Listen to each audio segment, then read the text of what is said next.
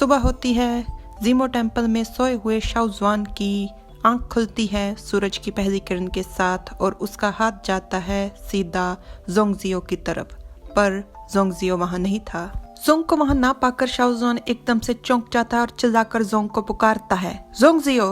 उसकी आवाज के उत्तर में एक सेवक उससे कहता है, दैत्यराज स्वर्गीय मूनलाइट आपसे मिलना चाहते हैं। शाओजुआन ने पूरे कपड़े भी नहीं पहने थे और वो चल पड़ता है हुआ से मिलने। जाते हुए आदेश देता है, स्वागत समारोह मुख्य हाल में होगा, सब लोग जीमो टेम्पल से निकल जाओ।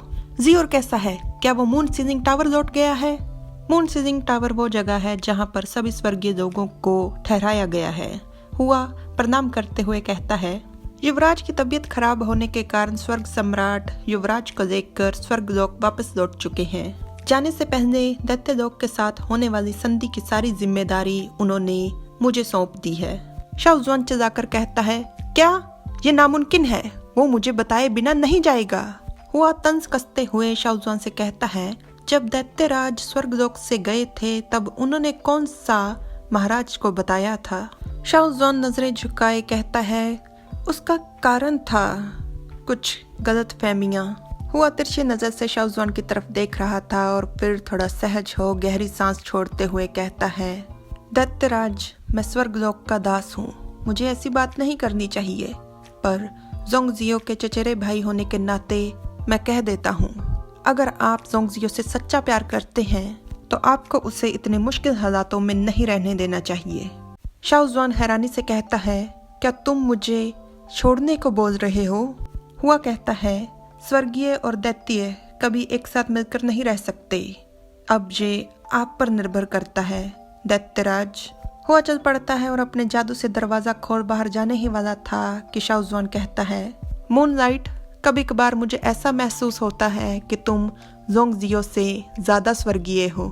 हुआ पीछे मुड़ता है, शाओजुआन की तरफ देख मुस्कुराते हुए कहता है, मैं इसे अपनी तारीफ के तौर पर लूंगा। हुआ बाहर निकलता है, दरवाजे के पास सीधी उसका इंतजार कर रहा था और वो उसे देख चौंक जाता है। सीधी उससे पूछता है, अभी जो कुछ भी तुमने कहा कि स्वर्गीय और दैत्य एक साथ मिलकर नहीं रह सकते, क्या ये महाराज और दैत्यराज के लिए था? सीधी को उत्तर देना हुआ के लिए थोड़ा कठिन हो रहा था। वो खुद को सहज करता है और पूछता है, तुम्हें क्या लगता है? सीधी कोई उत्तर नहीं देता और हुआ चला जाता है और पहुंचता है गोल्डन नामक जगह पर, जहां पर पानी के किनारे वो आनंद ले रहा था शराब का, और वहां पर कुछ और भी लोग मौजूद थे।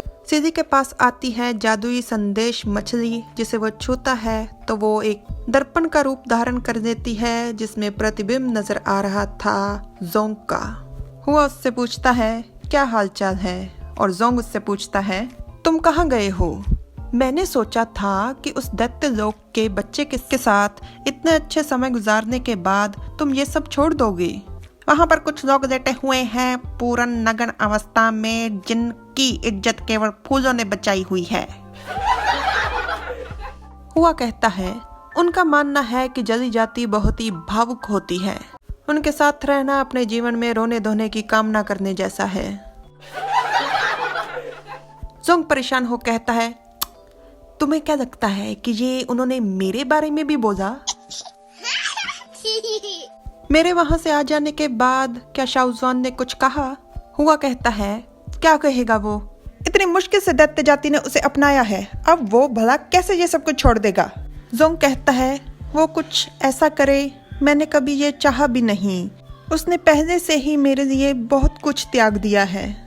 हुआ हैरान परेशान होकर कहता है, मुझे तुम ये प्रेमी पंछी सच में समझ नहीं आते। क्या मर्द इतने जरूरी हैं? जब तुम लोग साथ हो तो बस एक दूसरे के साथ खुश रहो, जब तुम लोग अलग हो तो कोई और ढूंढ लो जो उससे भी ज्यादा आज्ञाकारी हो। जोंग चिढ़कर कहता है, तुम्हें ये बात तब समझ आएगी जब तुम्हारा बच्चा होगा किसी ऐसे के साथ जिसे तुम पसंद करते हो।